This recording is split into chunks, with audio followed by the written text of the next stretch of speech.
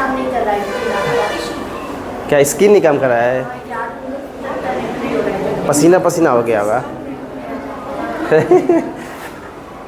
Tip चालू हो गया। जानते हो क्या है डीसी और एसी में क्या फ़र्क है?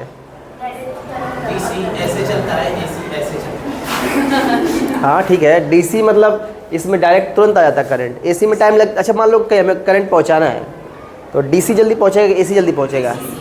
हैं? एसी डीसी ने पहले पहुँचेगा। अरे ऐसे 5 वोल्ट गया फिर नीचे आ जाएगा, फिर जाएगा, वो सीधे भागेगा एकदम। तो डीसी पहले जाएगा। खर्च कहीं करंट पहुंचाना है तो खर्च क्या डीसी में कम खर्च ना आएगा?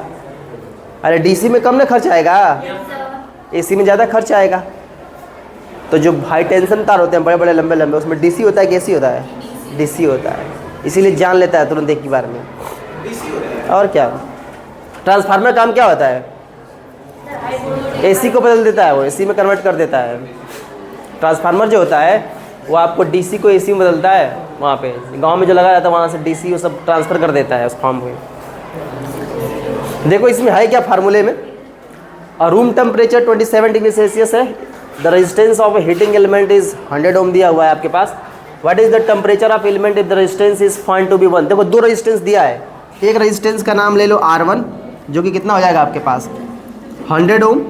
R2 जो है उसके पास कितना हो जाएगा आपका 117 ओम। गिव द टेम्परेचर दिया हुआ आपके पास एक जो कि T1 हो गया। T1 की वैल्यू 27 डिग्री सेल्सियस। T2 आपके पास नहीं है।